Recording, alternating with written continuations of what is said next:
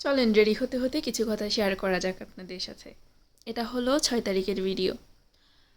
এতদিন তো দেখতে পেরেছেন বিয়ের ভিডিও দেওয়া হয়েছে, হলুদের ভিডিও দেওয়া হয়েছে। আসলে বাড়িতে ছোট বোনের বিয়ে হয়েছিল। তো বিয়ে মানে আনন্দ, সাজগোজ। আর সাজগোজটা আমাদের মেয়েদের একটা খুশির জায়গা থেকে আসে।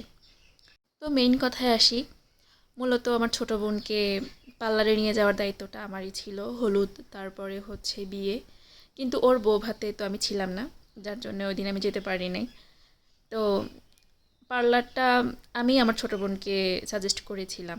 কারণ হচ্ছে আমার তার আগে আমার একটা ভাইয়ের বিয়ে ছিল। তো আমরা ওইখানেই সেজেছিলাম প্রথমবার। তারপর ওর ভালো লেগেছিল, পরে আমি ওকে বলেছিলাম যে পিঙ্কস বিউটি পার্লার, এটা হচ্ছে আমাদের বসুরহাট রূপালী চত্বর, ওইখানেই। এটা এখন হয়তোবা অনেকেই চিনে।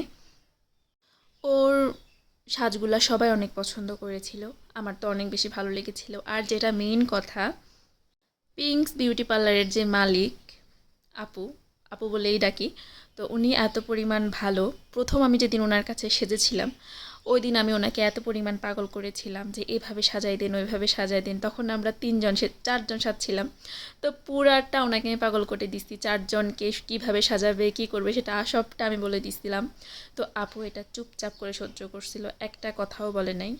আমাদেরকে আমাদের মনের মতো করে সাজাই দিছিল। তো সেমভাবে আমার ছোটো বোনের বিয়েতে মানে এত সুন্দর করে সাজাইছে, মানে উনি সবসময় জিজ্ঞেস করবে যে ঠিক আছে কি না, আর আপনাদের কিছু লাগবে কি না, এরকমভাবে।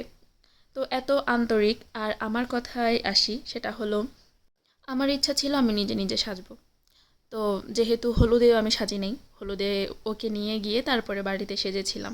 তো আমার একটু টেনশন কাজ করেছিল যে বিয়ের দিন আমি কিভাবে ম্যানেজ করব। আর বিয়ের দিন অনেক লেট হয়ে গিয়েছিল, যখন আমরা পার্লারে গিয়েছিলাম প্রায় 4টা, আর আমাদের বউ সাজার পরে আমরা পৌঁছাইছি প্রায় 8:30টার পর। পরে হলুদের দিন আপু বলতেছে, কারণ আপুর অনেকগুলো ব্রাইড ছিল, যে ওনাকে আমি ডিস্টার্ব করব, যে আমাকে সাজাই দেন, ওটা বলারও সাহস ছিল না আমার। তো পরে আমাকে বলতেছে, আপু আপনি কি করবেন, কিভাবে সাজবেন? পরে আমি বলতেছি, তো আপনার তো ঝামেলা, তাহলে আমি চাইছিলাম আর কি নিজে নিজে সাজার জন্য, এখান থেকে মানে আপনার পার্লার থেকে গিয়ে আমি বাড়িতে গিয়ে সাজবো। পরে উনি নিজ থেকে বলতেছে, এটা তো আপনার কষ্ট হয়ে যাবে, আপনি একটা কাজ করেন, আপনি মানে আমার ছোট বোন ওর সাথে যখন আসবেন তখন আপনি আপনার জিনিসপত্রগুলো নিয়ে আসেন, আপনি আমার পার্লারে মানে সুন্দর করে সাজতে পারবেন, আমার কোনো সমস্যা নেই, আপনি নিজে সেজে নিন। তো এই কথাটা শুনে আমার একটু অবাক লাগছে, কারণ এরকম আমি কখনো শুনি নাই যে তারা তাদের পার্লারে এরকম একটা জায়গা করে দেয়। তো আপুর এই আন্তরিকতাটা আমার ভীষণ ভালো লেগেছিল। মানে এক কথায় উনি অনেকটা বেশি আন্তরিক। পরে আমি বললাম ঠিক আছে। তো পরে আমিও জিনিসপত্র নিয়ে গেলাম। নিয়ে যাওয়ার পর পরে ভাবতেছিলাম যে তাহলে আপুর থেকে আমি চুলটা করে নিব। তো এরপর আমি সব জিনিসপত্র নেওয়ার পর পরে ফুল দোকানে চলে গিয়েছি, যেহেতু খোঁপায় ফুল দিব। তো আমি এদিকে রেডি হয়ে গেলাম। আমি আমার মতো করে শাড়ি আর হালকা একটা সাজ দিলাম। এরপর সব কিছু রেডি হওয়ার পর তারপর বললাম যে আমাকে চুলটা রেডি করে দেন। তো আমার এই সাজটা সবাই পছন্দ করেছিল, সবাই ভাবছিল আমি পার্লারে এসেছিলাম। তো আপনাদের কেমন লেগেছে সেটা জানাবেন।